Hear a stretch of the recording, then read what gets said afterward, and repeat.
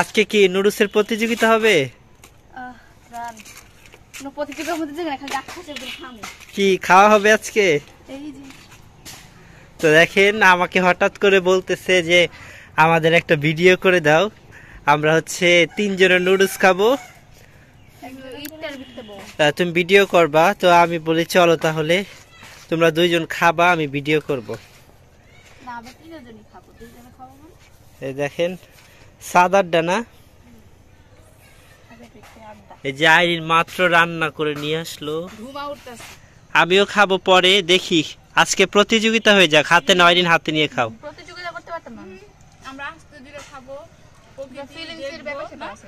হাতে নিয়ে খাও, দেখি আস্তে ধীরে খাও, কে আগে খাওয়া শেষ করতে পারে। না থাক, সমস্যা নেই, থাক, আমারটা আছে, আমি একটু পরে খাবো।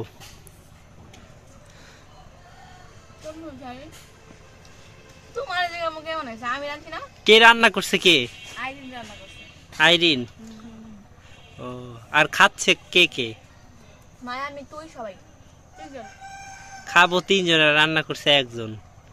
আমাকেও ডাক দিতে, আমরাও রান্না করে দিতাম, তাই না?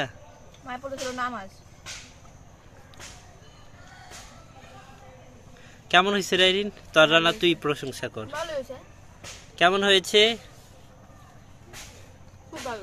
খুব ভালো, খারাপ তো কেউ বলবে না। তো এখন দেখেন, এখন কিন্তু বিকাল, প্রায় মাগরিবের ওয়াক্ত প্রায়। তো আমি আপনাদেরকে পরিবেশটা দেখাই একটু। আচ্ছা, আপনাদেরকে আমার বাসার গাছ টাছ দেখাই, এর মধ্যে ওরা খাওয়া শুরু করুক। এই যে এইখানে এটা হচ্ছে ডালিম গাছ লাগাইছি,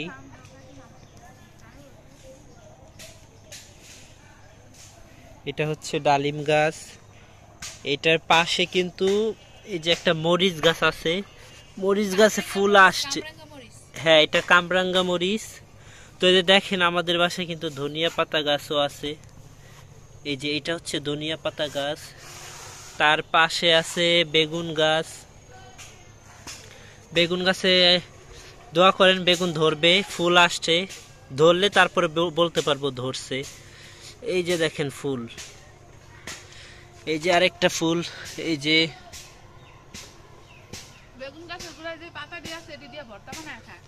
আর এগুলোকে আমরা যে ঢাকার মানুষ বলে টাকামুনি পাতা, দেশের মানুষ কি বলে জানি না।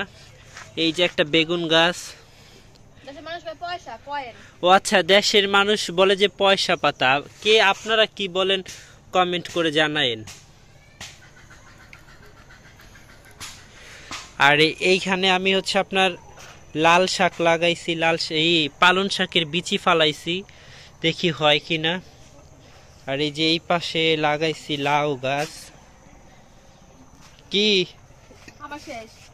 খাওয়া দাওয়া শেষ? কিরারিন মার দি খাওয়া শেষ? মা কি আমি খামো দেয়া তাড়াতাড়ি খাইলো? কিরে খাস না কে? ফিল নিতেছে আর খাচ্ছে। ছাদের মধ্যে বসে এইভাবে খাওয়াটা কিন্তু অন্যরকম একটা মজা। চারদিকের ইটা কত সুন্দর না, চারদিকে গাছ লাগানো, মাঝখানে বসে খাচ্ছে। আপনারা সাথে থাকেন, দেখতে থাকেন আমাদের খুনসুটি।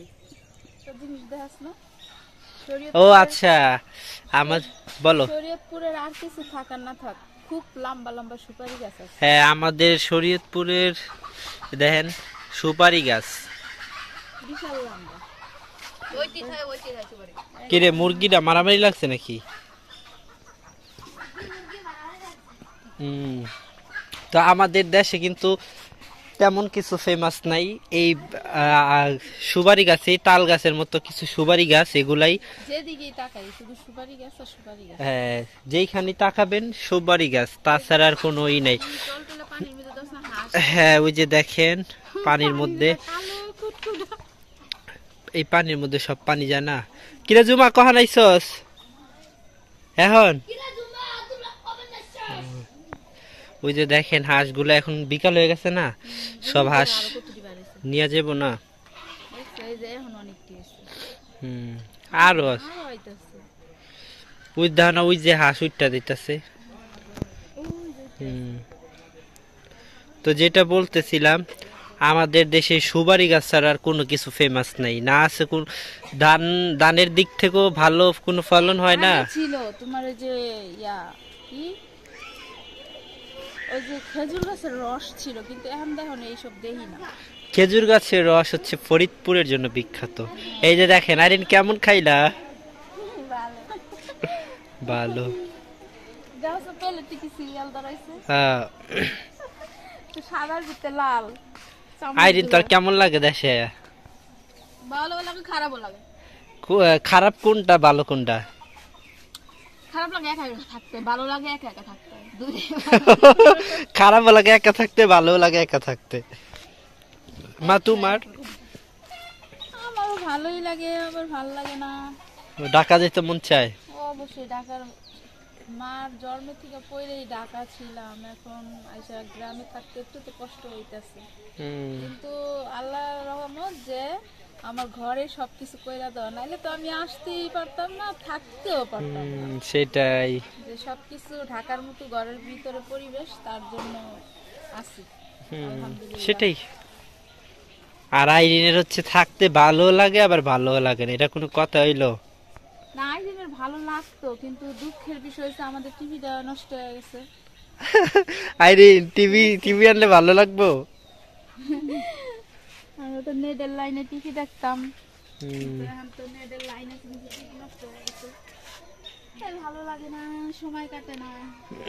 এই একটা গান। গ্রামের তো অনেক মানুষের অনেক কাজ, তাই না?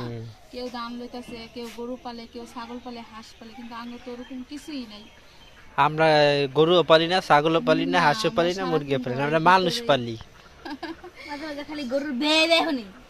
হ্যাঁ, ওই যে ঘরের সামনে একটা ওই যে গরু পালে সারাদিন। কিন্তু আমরা আইছি কয় মাস, 3 মাসের কাছাকাছি, তাই না? হ্যাঁ। আল্লাহর রহমতে ভালোই আছি, ভালোভাবেই থাকতেছি।